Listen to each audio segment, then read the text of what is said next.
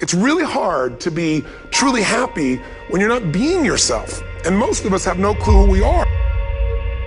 We all have situations that don't look like they're going to work out. We don't see how we can get well, how we can accomplish a dream, how our family will be restored. All the circumstances say it's not going to happen. How much of life do you feel like you control, or how much does life control you? Do you tend to control more of what's going on, or events controlling you? If you focus on what you can't control, if you focus on the past, if you focus on what's missing from your life constantly, that pattern of focus will make you frustrated, overwhelmed, depressed. It's a natural inclination for us to put ourselves down. See, we are born negative, I think, in a negative consciousness because we live in a negative world. So I'm saying that we have to work through the challenges of life in learning how to begin to work to fortify ourselves. Begin to guard your mind against negative programming, like turn off the television. So you've got to guard the kinds of things that you put in your mind. See, if you don't program your mind will be programmed, because human beings are goal-oriented. You know, every time you lose at something, you're one step closer to winning the next time. The difference between successful people and not successful people are people give up. People wake up every morning, they have doubt, they have fear, they lose in a Ferrari race or they lose in a race, and then they just give up. The hardest thing in life to learn is to lose. Winning's easy. How do we handle this fear factor? How do we increase our self-esteem? You have to begin to fortify yourself. How do we do that? I believe that you have to begin to consciously monitor your inner conversation and start talking to yourself. Start building yourself up. Sometimes the only good things you will hear about you are the things that you say to you. So I'm saying learn to be your own booster. Start building yourself up. Start encouraging yourself. Start saying, I can do this. I can make this happen. If you have any fraction of self-discipline, the ability to not want to do it but still do it, if you can get through to doing things that you hate to do, on the other side is greatness. If you constantly remind yourself after every defeat, after every setback, every time you get knocked down, I've got a saying, if life knocks you down, try and land on your back, because if you can look up, you can get up.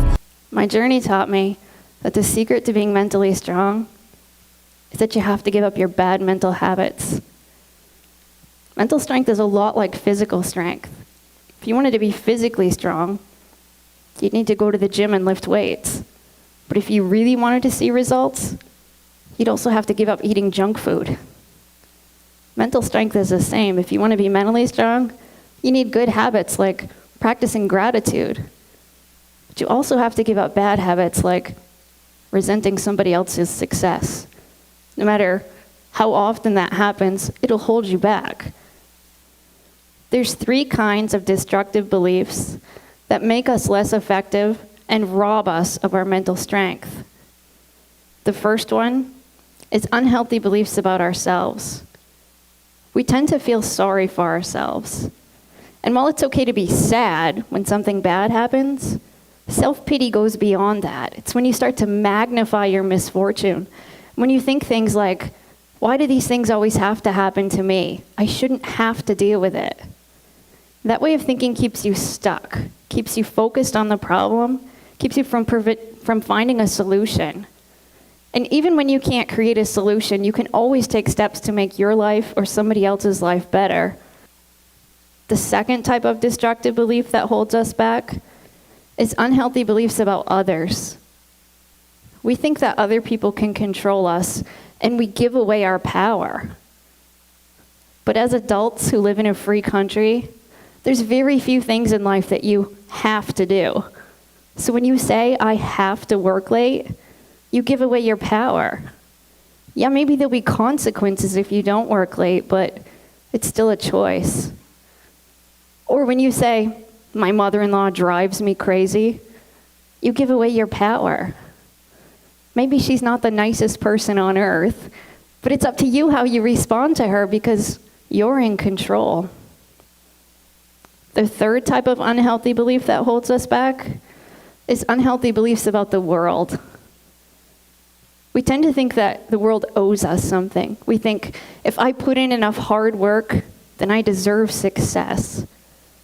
But expecting success to fall into your lap like some sort of cosmic reward will only lead to disappointment.